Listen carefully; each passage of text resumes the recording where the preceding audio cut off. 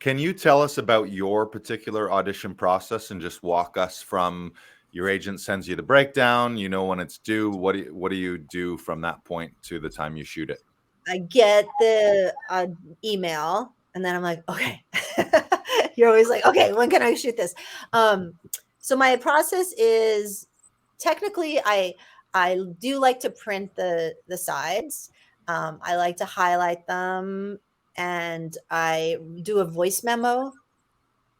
I also write them out. I write the sides out, just write them longhand, all of the sides, like all of the dialogue. For some reason, that helps it get in my brain. Yeah. And then I also voice memo the thing, so I listen to it as I'm walking my dog, because I used to be really good at picking up dialogue lines, but now my memory isn't so good. So I listen to it over and over, walking my dog, just like in the day, just doing my stuff. And as I'm doing it, I think, you know, I don't know, I in the process of that, I don't really do like a huge like character breakdown. I used to do that, 100 questions, backstory. I just kind of I think I'm making choices as I'm listening to it, but I don't know I am, kind of.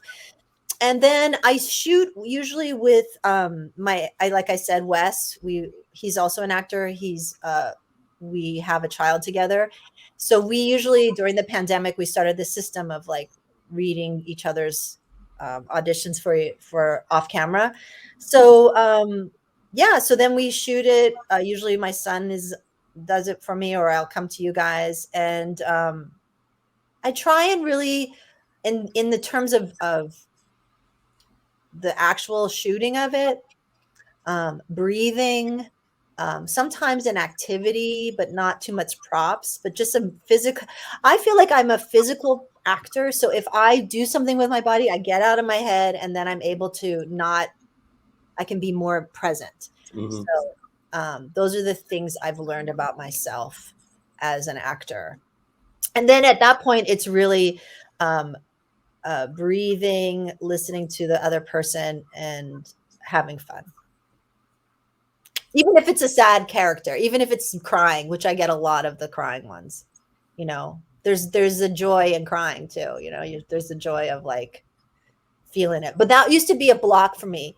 Then I'd be like, I have to cry. Why I'm not crying? That happened in camp. When I was, why am I not crying? I'm gonna cry. But since I had a kid, I guess the waterworks, there's something really. Hopefully I won't jinx it. But like, there's more of a connection. There's access to that. Pressure and ego really are stifling for an actor.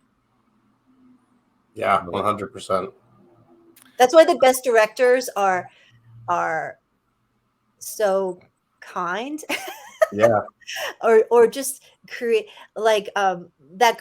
I was telling you about my friend who's married to a writer. Well, she has been in a few Paul Thomas Anderson movies. I know, so lucky. And she says that he's so strict about creating an environment for the actor, like no touch-ups. No one's supposed to, that he really keeps the environment so the actors feel free, like they're not on camera. Like, I don't know if he uses marks. He's very, and I think that helps.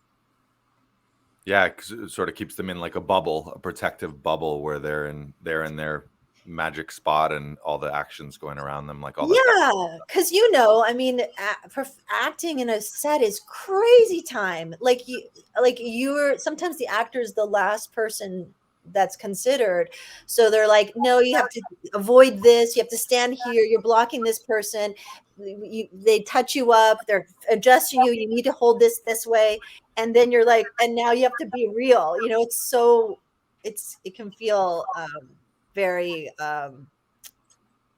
counterintuitive to being free in the moment relating to the other person. Yeah.